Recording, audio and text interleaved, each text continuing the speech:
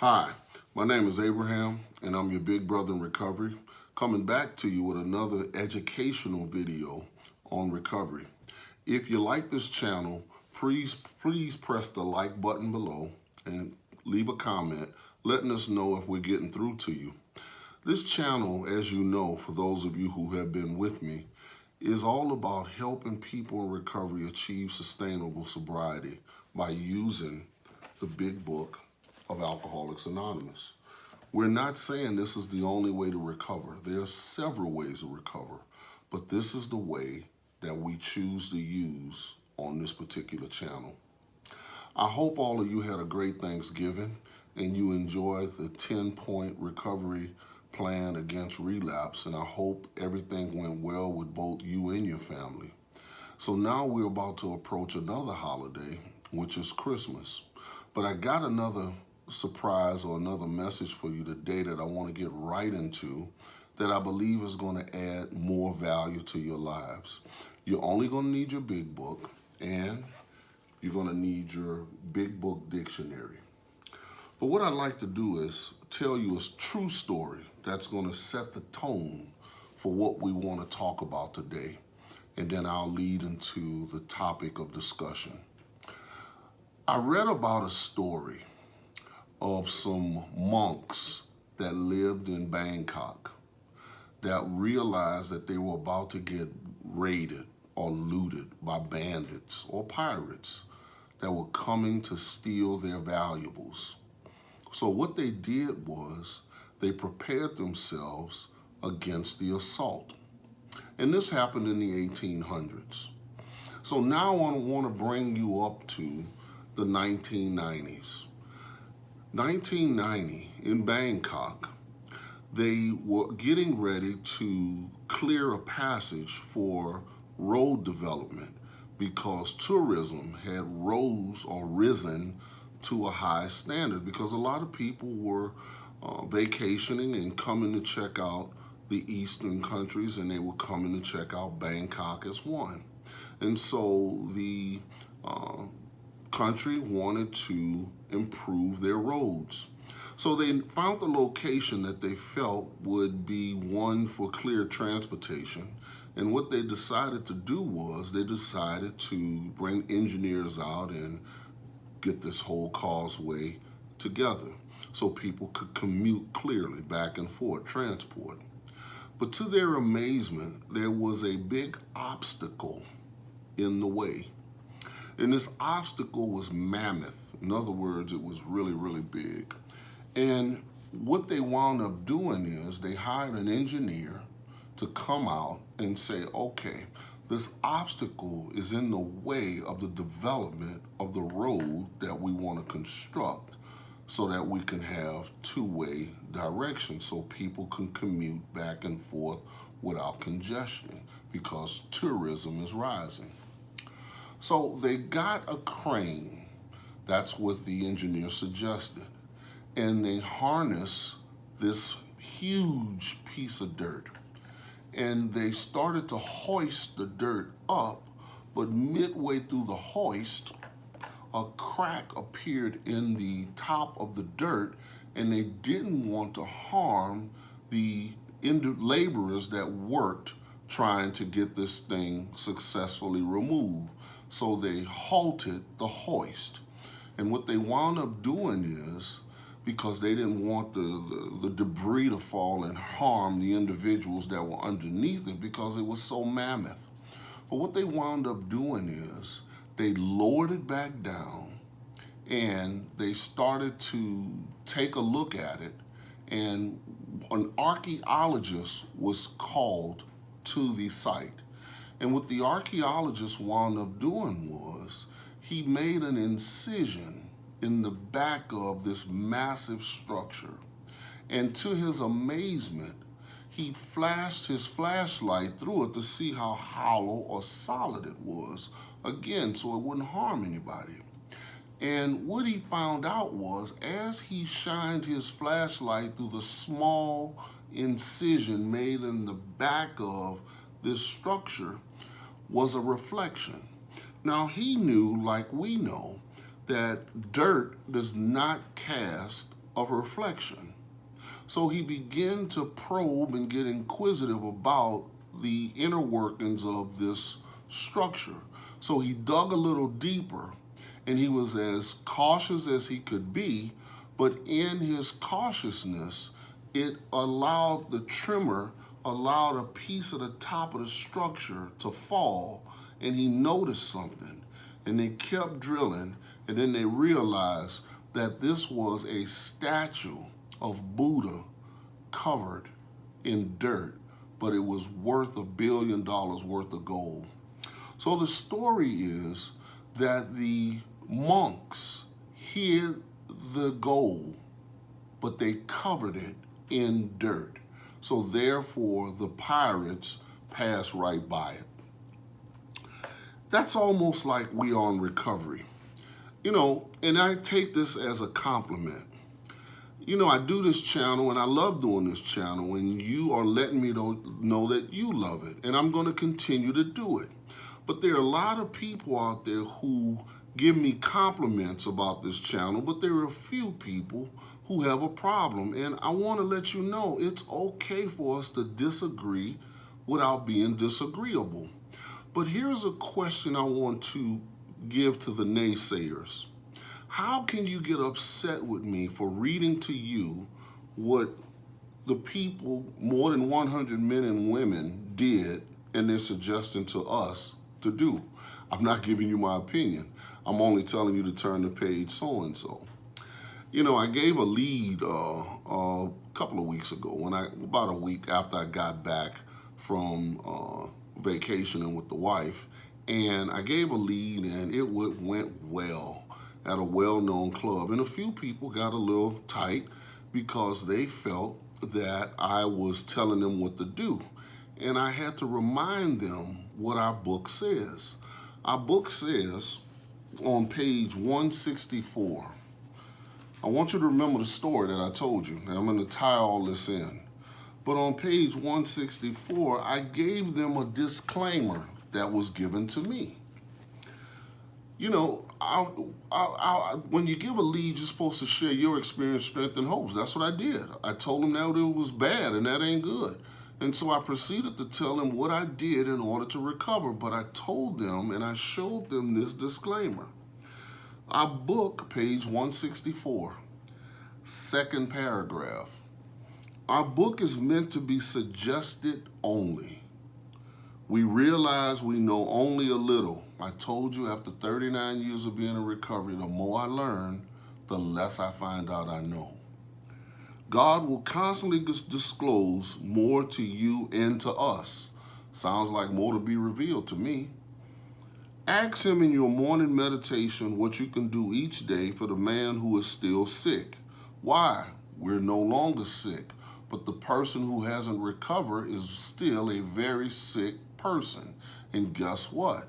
Step 11 tells us to continue to seek through prayer and meditation to improve our conscious contact with God, praying only for the knowledge of his will, not ours, and the power to carry it out. Why? Because I need power to carry out God's will. This is why I'm no longer powerless.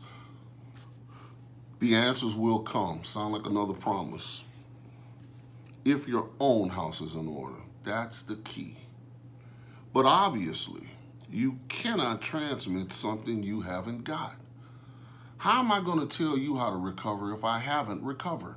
I have recovered and have been empowered to help others. And that's not a braggadocious statement. You can too, if you're able to answer these 3 questions that our video is going to be about today. But I want to finish this paragraph. See to it that your relationship with him is right. Why? What are we attempting to recover? We're attempting to recover our relationship, because no relationship, no recovery. Why? God could and would if he was sought. Why? No human power. Abraham, you, nobody that looks like us can help you relieve yourself of your addiction. And great events will come to pass if for you and countless others. This is the great fact for us. Abandon yourself, let's read the last paragraph, to God as you understand God. Admit your faults to him and to your fellows. Clear away the wreckage of your past. Sounds like the fifth step. Give freely of what you find and join us. That's what I'm doing. We shall be with you in the fellowship of the Spirit. And you will surely meet some of us as you trudge through the road of happy destiny. May God bless you and keep you until then. You know, destiny demands diligence. And that brings me to a point. I got a lot to talk to you about today. So if you don't want to learn something, leave the channel now. But I want to talk to you about something, and I want to show it to you in the book that may not come across as a topic of discussion in the rooms. But the title of the video today is predicated on the story I told you about the gold, which was priced at over $1 billion, which was priceless. It was hidden in dirt to deceive the looters or the raiders or the bandits or the ones who did not understand. So today our topic or the title to this video is simply this.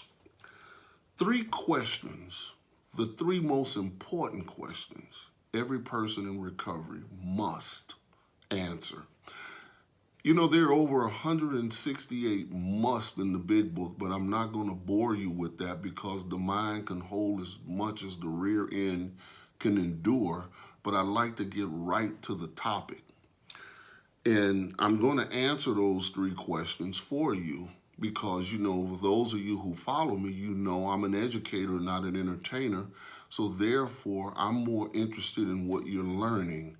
So therefore, I ask a lot of questions because all the answers are in the questions.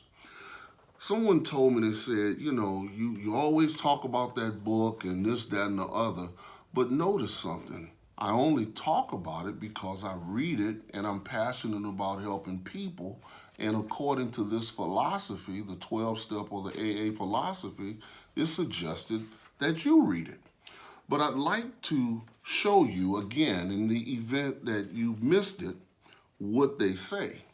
And I'd like to draw your attention to Roman numeral page XII, right before the foreword to the first edition. And let's look at the last paragraph. All changes made over the years in the big book, as you see where the name came from, have had the same purpose: to represent the current membership of Alcoholics Anonymous more accurately, and thereby to reach more alcoholics. If you have a drink problem, which I did, we hope that you may pause in reading one of the 42 personal stories and think, yes, that happened to me, or more importantly, yes, I felt that way, or most importantly, yes, I believe this program can work for me too. I remember reading that, and I remember my sponsor telling me, always look for similarities, not differences. I want to draw your attention to the table of contents because I think I showed you this once before, but I'm going to show it to you again. And remember our topic, the 3 most important questions every person in recovery must answer. And I'm going to answer them for you using the book. If you look at our table of contents, there is a systematic way that Bill W. wrote this book. Bill was a pretty sharp guy. And if you look at the doctor's opinion in Bill's story, he lays out for us what our problem is. And what our problem is, if you read those 2 chapters, you come away with one simple problem: we're powerless. Chapter 2, 3, and 4, there is a solution, more about alcoholism, and we agnostics obviously tell us the solution. The solution is we need power. Where can you go in this world without power? But last but not least, chapter 5, how it works, into action, and working with others, pretty much give us the program of action, or in other words, where and how. Remember that question, where and how to find this power. Well, guess what? I'm about to show you that. If you would kindly go with me to Roman numeral page XXI. I believe that's Roman numeral page 21. XXI. And I like to start at the last sentence on that page. Yet it is our great hope that all those who have as yet found no answer may begin to find one in the pages of this book, and will presently join us on the high road to a new freedom. I'm just showing you why it's imperative that you read this book. You're going to hear all kinds of things. I've heard it all. I still hear it all. I've heard somebody tell me in the last talk, I know a whole lot of people that read that book. I told her I know people that know it better than me. I never professed to know it. That's why I keep reading it and studying it. And I let her know I didn't start writing books until I started reading them. But why do I read it? She began to say she know people that know this book. And I said, I know people that know it better than me. But she said they're not living it. And I said, that's where we differ.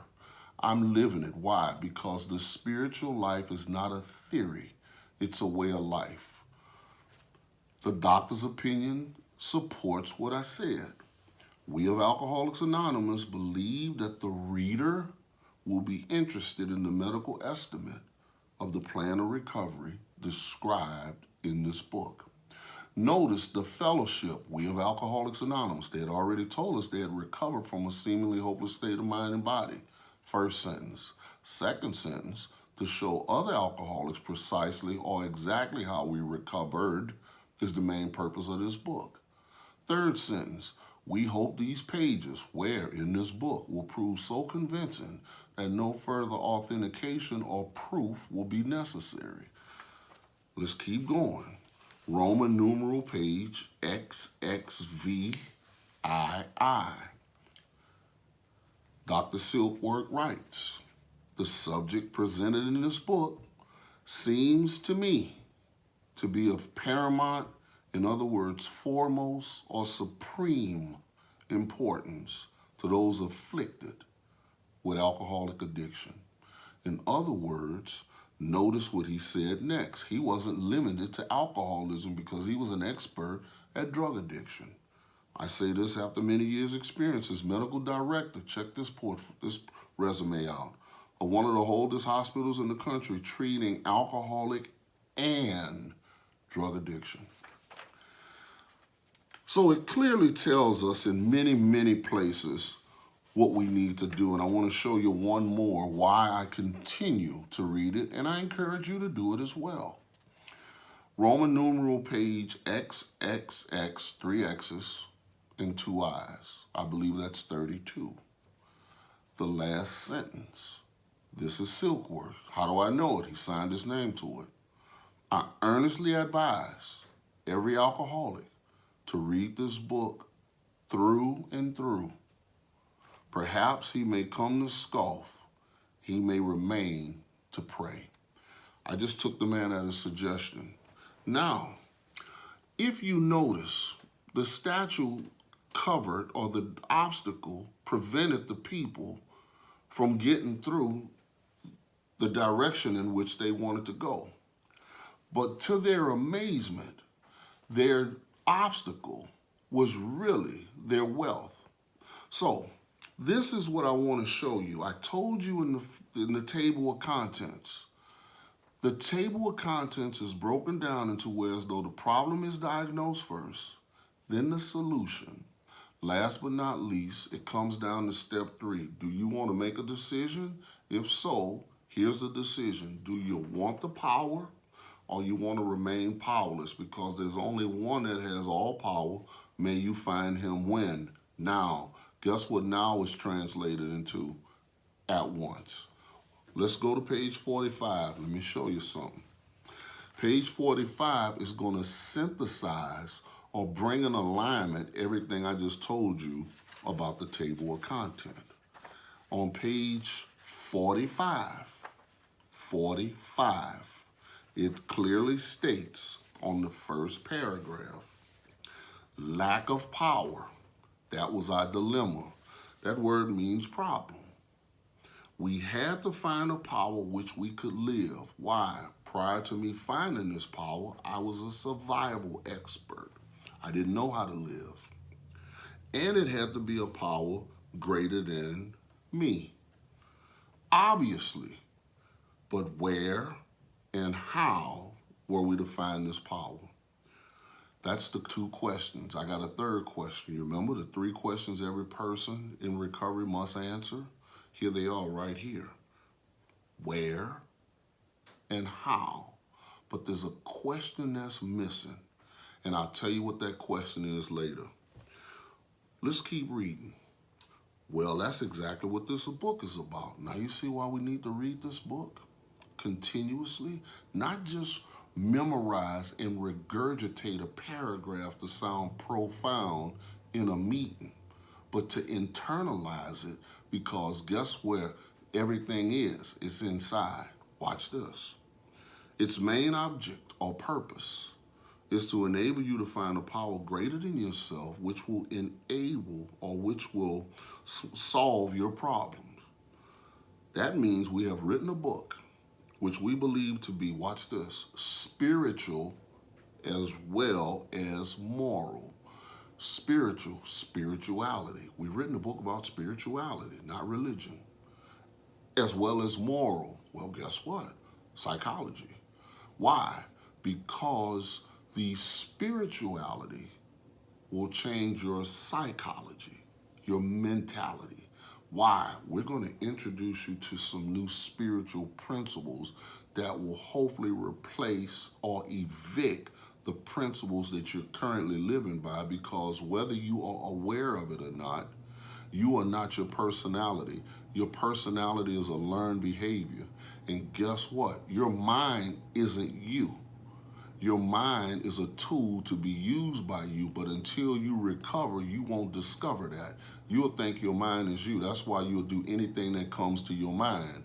But when you recover, you discover that your spirit, what's inside of you, controls your mind, because you and I and we are a trichotomy, speaking spirits that live in a physical body that have a soul, or another word is mind, which comprises of emotions, will, intellect. That's why step 3 asks you to make a decision to surrender or turn it over to a power greater than yourself. Because guess what your body is? 100% dirt. But guess what the value is? Inside of you. So we want to go from external power to internal power. I'm about to get with it. Now watch this. Stay with me. And it means, of course, that we're going to talk about God. Here, difficulty arises with agnostics. Look up in your big book dictionary what that means.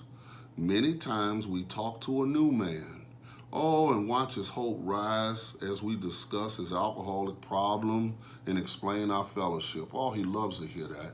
He loves to make meetings until they make sense, but he doesn't want to get a sponsor, take the steps at once, and have a spiritual awakening. Because he says, well, I'll do it at my pace, which you have a right to do. Watch this. But his face falls when we speak of spiritual matters, especially when we mention God. For we have reopened, notice that word, not open, reopened. So it must have been open at one time. A subject which our man thought he had neatly evaded or ignored entirely, or entirely ignored. I want to show you something. Why do we read this book? Page 29 told us. If you look at page 29, the first paragraph, it says, further on, clear-cut directions. You remember that road they were trying to build in Bangkok, but that obstacle was in the way? Well, that obstacle represents you, because science has proved that our bodies are 100% dirt. But somehow God in his infinite wisdom hid the most valuable and precious thing on the face of the earth inside of dirt, which is himself. Further on, clear-cut directions are given showing how we recovered. These are followed by 42 personal experiences. So it's telling you that you want to investigate this, like Herbert Spencer said, because if you don't, you're going to remain in everlasting ignorance. Why? Because you won't do something prior to investigation, which is contempt. Now I want to take you somewhere. I want to go back to page 45 and quickly answer these questions, because I know you have better things to do than to listen to me. The first question I want to ask you is where? Look at the first paragraph. Lack of power, that was our dilemma, problem. We had to find a power which we could live, and it had to be a power greater than ourselves. Why? Because guess what? I thought, maybe you did, but the big book says we thought we were God. And guess what we had to do? We had to stop playing God. Obviously, but where and how will we define this power? Question number one, where do you find the power? Not on Lake and Pulaski, not out in the hundreds, not out in the suburbs, not on the heroin highway, but guess what? Let me show you where to find the power, and it's going to shock you. You remember our story about the priceless Buddha that was covered in the dirt? Where did the archaeologists find the gold? Inside the dirt. Well, let's look at where we find the power. Would you kindly go with me to page 55? Page 55. Second paragraph. Actually, we were fooling ourselves. You remember I taught you in previous videos about illusions and delusions, and I said in Abrahamisms, illusions are things game that people are running on you, and delusions are game that you're running on yourself. So don't let your perception cause your deception. So let's go here. Actually, we were fooling, deceiving ourselves. For deep down, here's the answer. In every man, woman, and child is the fundamental of God. So that's where we find the power. It may be obscured. Guess what your big book dictionary says that word means? Hidden, like that Buddha statue was. By calamity, guess what your big book dictionary describes or defines the word calamity as? Disaster, tragedy, something that causes great loss and pain.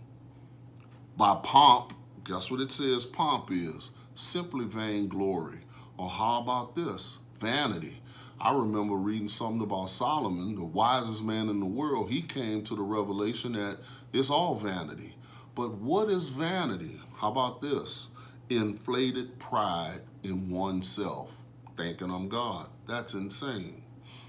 By worship of other things, but in some form of other, it is there. What? The power, God.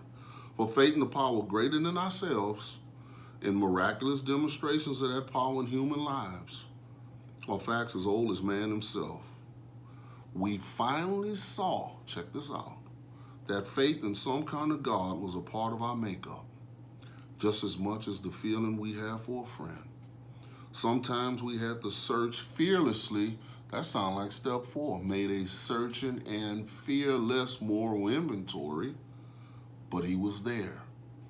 He was as much a fact as we were. We found the great reality, God, spirit of the universe, deep down within us. I told you I was going to answer where. In the last analysis, it was only there that he, capital H-E, may be found. It was so with us. So that answers one of the 3 questions that everybody in recovery must answer based on page 45. Now you know where to find the power to look inside of you.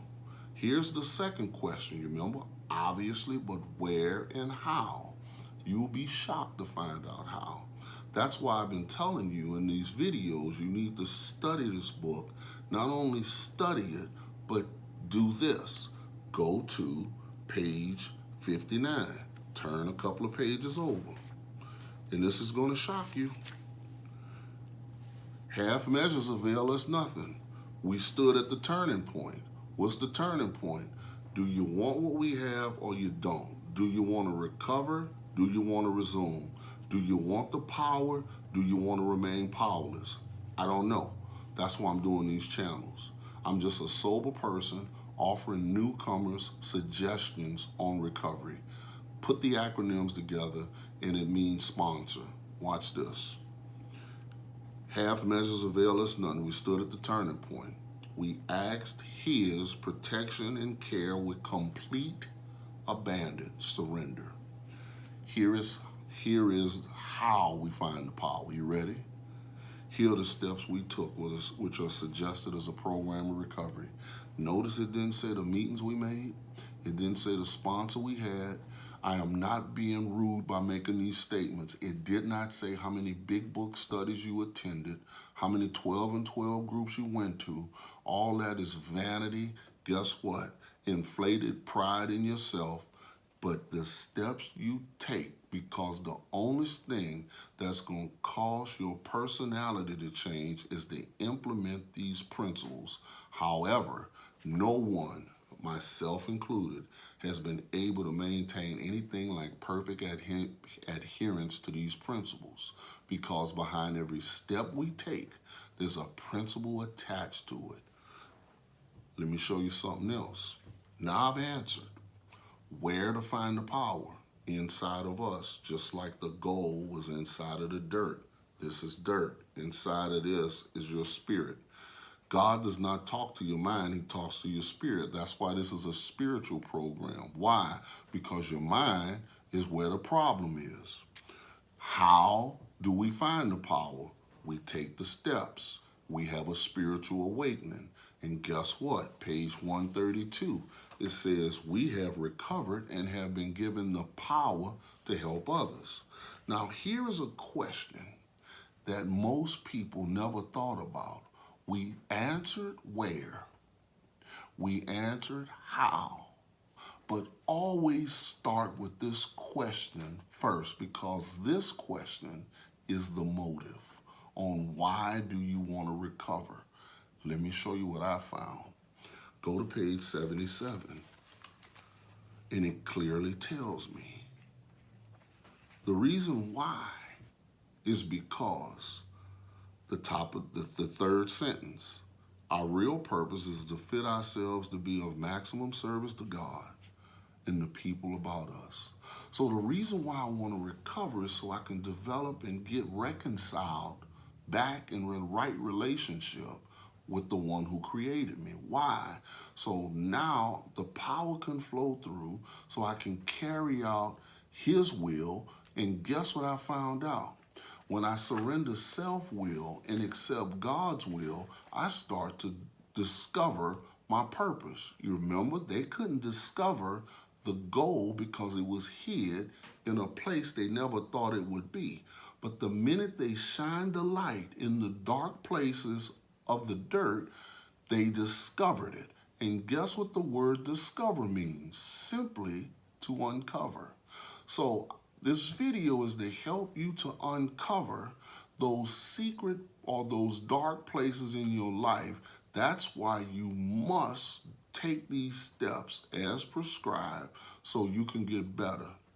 I want to leave you with a couple more things, and I want you to think about this because it's a ton of things I want to share with you. But I want to share this last thing with you. It's on page 62. Turn a couple more pages. Page 62. This is the how and why of it. Last paragraph. First of all, we had to quit playing God. It didn't work. Next, we decided that hereafter, in this drama of life, God was going to be our director. He is the principal, we are his agents. He is the father, and we are his children. Most good ideas are simple, and this concept was the keystone of the new and triumphant arc through which we pass to freedom. I want to give you an Abrahamism contingent upon this paragraph. Are we living in the solution and walking hand in hand with the spirit of the universe? Or are we living in the problem sinking, like Bill said, deeper and deeper into that bitter morass of self-pity. This is your big brother, Abraham. Hopefully you got something out of this video. Please leave me a comment. Please take these steps at once. Please, I know what it says. It says that, guess what? We do recover. We have the capacity to be honest with ourselves. Please take the suggestions. And you know what? Please tell your friends about this channel, because I understand something. When I help others, I help myself. I love you. I'll do one more video before the end of this year. I'm working on it now, but I wanted to convey these 3 questions to you. I've answered them, and I hope that you leave me some comments and tell me what you think about it. All right? It's my prayer that the Lord continues to increase you more and more, both you and your family. Happy holidays.